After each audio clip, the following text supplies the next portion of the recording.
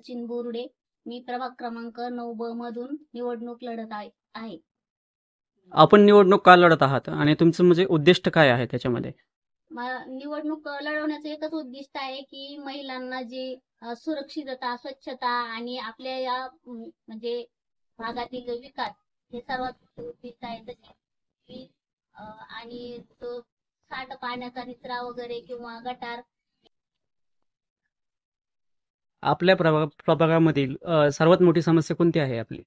प्रभागातील सर्वात मोठी समस्या म्हणजे पाण्याचे सांडपाणी व्यवस्थापन आणि पाणी पिण्याचं ते काही म्हणजे स्वच्छता नसते. त्याच्यामध्ये पाणी जे येतं ना त्याच्यामध्ये पाईपलाईन फुटणे वगैरे यामुळे पाणी खराब येतं आणि महिलांना त्याच्यामुळे बराचसा त्रास होतो, आजार वाढतात.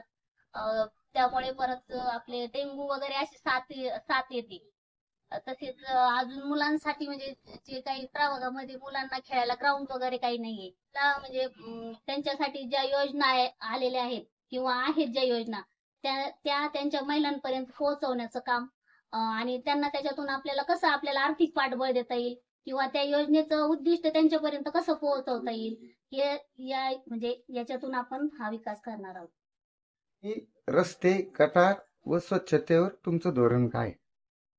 पाणी आणि म्हणजे पाण्याचं व्यवस्थापन व्यवस्थित झालेलं नाहीये. गटारांचे जे पाणी वाहतंय त्याच्यातून जी रोगराई पसरते, त्यात प्राण्यांना पण लसीकरणाची गरज पडते, कारण त्यातून जे खुरकूत वगैरे ज्या साथी येतात याच्यातून म्हणजे पाण्याच्या प्रादुर्भावामुळे पण असे म्हणजे हे होतं. आणि महिलांसाठी जे पाणी वगैरे पिण्याचं आहे ना ते स्वच्छ नसतं. पहिल्या 100 दिवसात कोणतं काम पूर्ण करावं?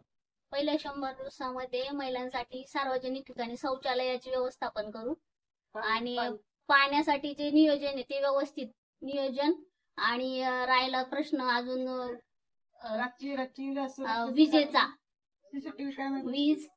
वीज पुरवठा आणि सीसीटीव्ही कॅमेरे वगैरे म्हणजे असं चौकात साईडला जे बाहेर आहेत हे चोऱ्या आणि शक्यतो बस स्टँड अशा ठिकाणी जे चोऱ्या वगैरे होतात ना त्याच्यावर काही.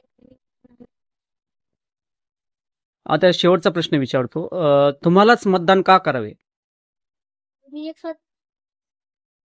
त्यांच्या गरजा, त्यांच्या आवश्यकता या म्हणजे गोष्टींचं गांभीर्य आहे आणि त्यांना ज्या समस्या येतात, ज्या सार्वजनिक शौचालय वगैरे किंवा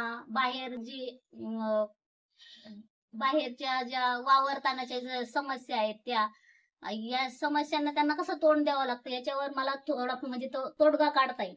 आणि याच्यावरचा जो अनुभव आहे मी तो आपल्या जे नियम वगैरे त्याच्यामध्ये पण हे करता येईल. येत्या 2 तारखेला घड्याळासमोरच्या चिन्हाला बटन दाबून अपर्णा सचिन बोरुडे या उमेदवारास विजयी करा. अधिक माहितीसाठी स्टार इंडिया 1 न्यूज पाहत रहा. चॅनलला सबस्क्राईब करा आणि अशाच अपडेट्ससाठी बेल आयकॉन दाबा.